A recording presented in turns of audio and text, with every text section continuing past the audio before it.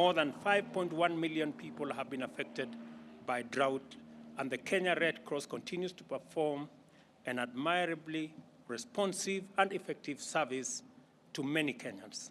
Although the rainy season has commenced, many households in the most severely affected areas remain in critical condition. It will take at least a year for these communities to start embarking on the journey to recovery. I hope the society will continue to play its noble role beyond the emergency response phase into post-drought recovery and the building of long-term community resilience. Globally, climate change has increased the frequency and magnitude of extreme climate occurrences.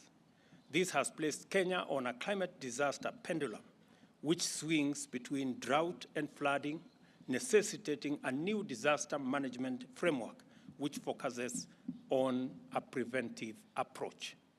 And I was very happy to listen to Kenya Red Cross make a case for our Kenya Meteorology Department to have additional capacity so that we can be able to predict, we can be able to forecast, and we can be able to prepare in advance for any emergencies that are in the horizon. Such an approach must leverage the progress made in climate science, which has made actionable data more reliable, enabling us to predict, prepare, and respond to disasters much more effectively and way before they actually happen. And Kenya Red Cross has been in the forefront in responding to disasters ahead of many other institutions. In 18 counties, the society has supported capacity building to enhance community epidemic preparedness, detection, and response.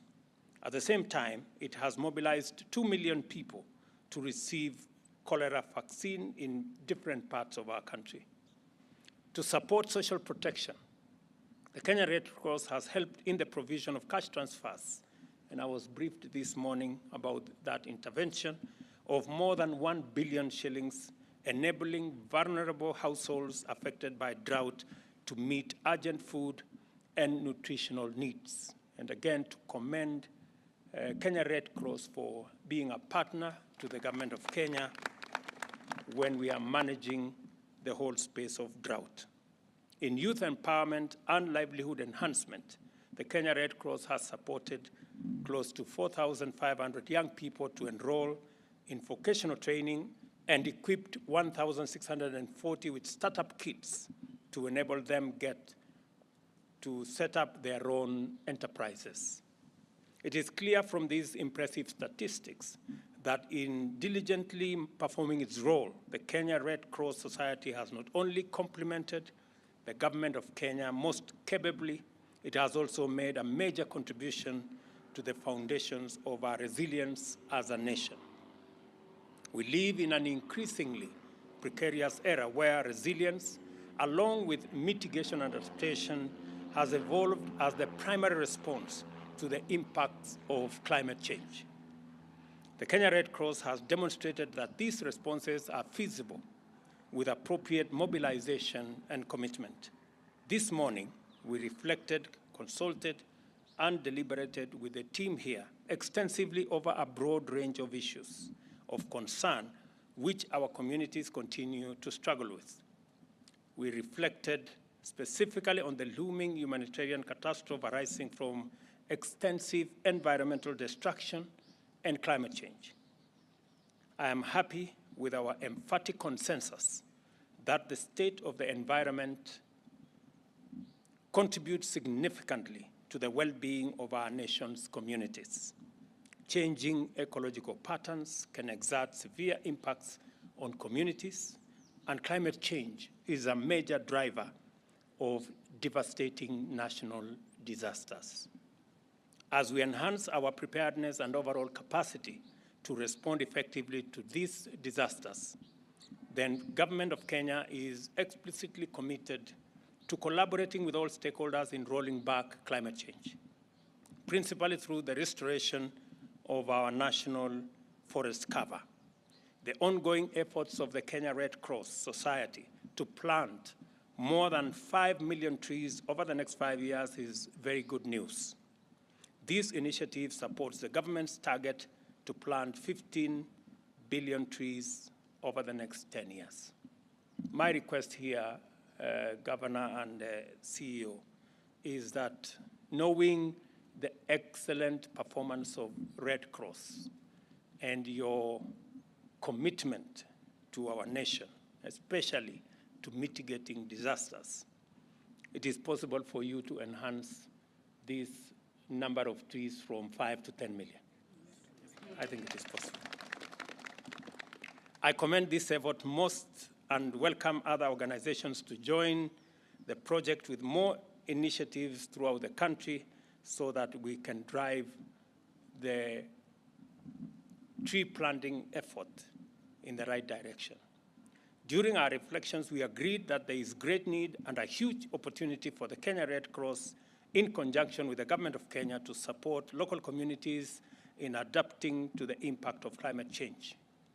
We will therefore advocate and provide support for communities to access global funds dedicated to climate adaptation in terms of what was agreed in COP27 framework, especially on the subject of loss and damage. I was particularly impressed that Kenya Red Cross is already aligning its programs and strategy to tap into this new climate funding that will enable us to deal with loss and damage. I thank you for the selfless service that you continue to perform for our nation. In particular, I must especially appreciate Kenya Red Cross volunteers countrywide in their thousands for their courageous service and noble sacrifice. I know that there are hundreds of thousands of Kenyans out there volunteering to work with the Kenya Red Cross so that we can save lives.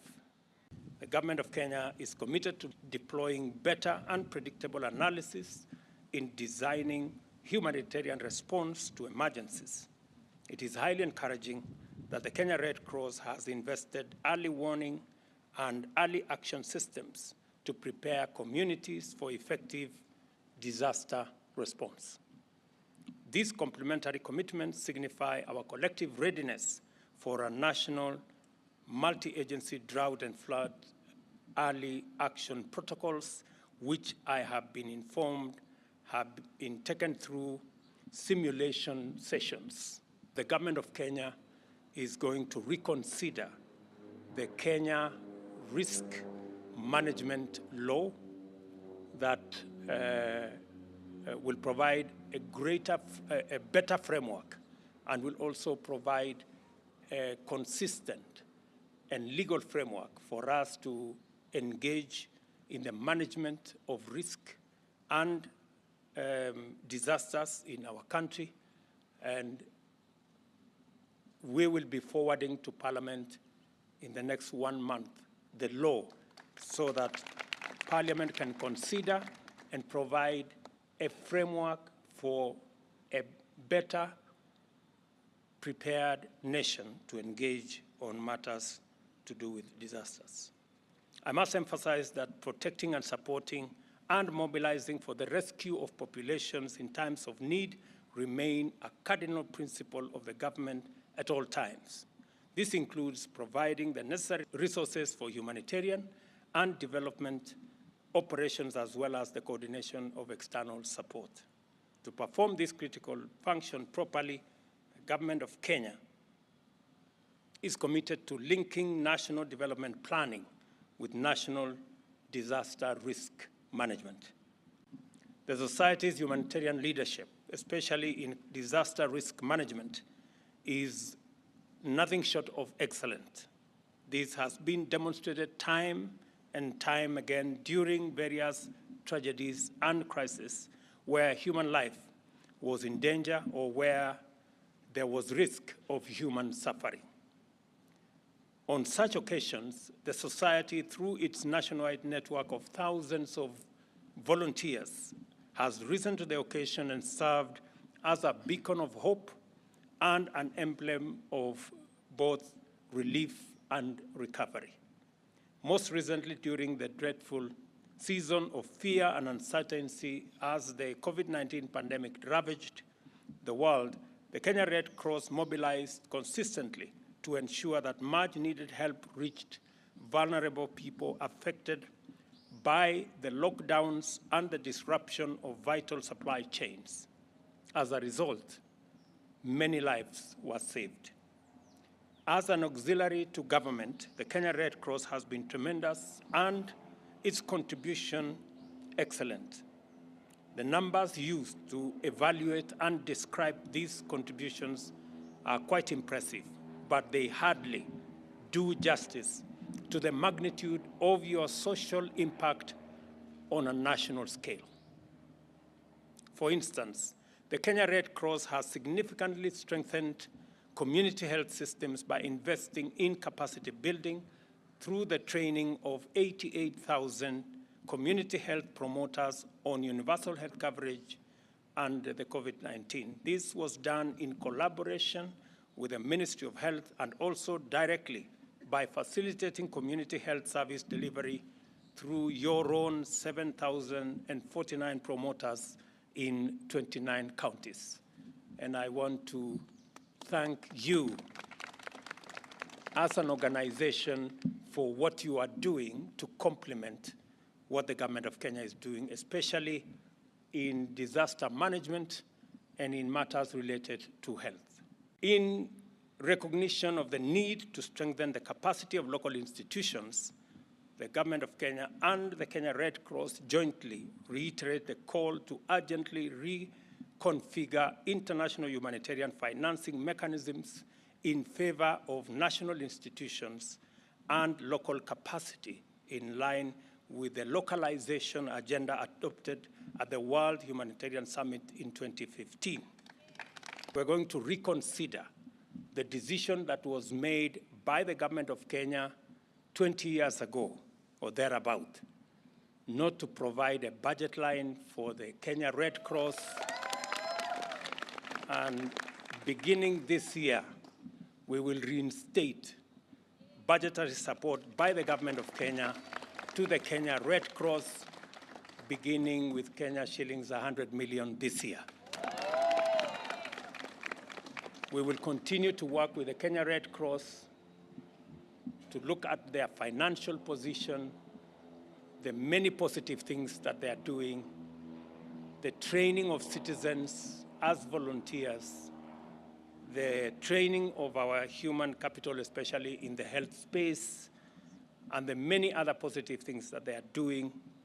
I am persuaded that the Kenya Red Cross deserves the support of the Kenya government and the support of the Kenyan people. I call on all our partners and donors and other stakeholders to join the government of Kenya in supporting the Kenya Red Cross to undertake its auxiliary role in connection with humanitarian matters. Enabling the society to perform its role in full enhances Kenya's standing as a good and kind neighbor in our region that continues to struggle with the unfortunate profile of a troubled neighborhood.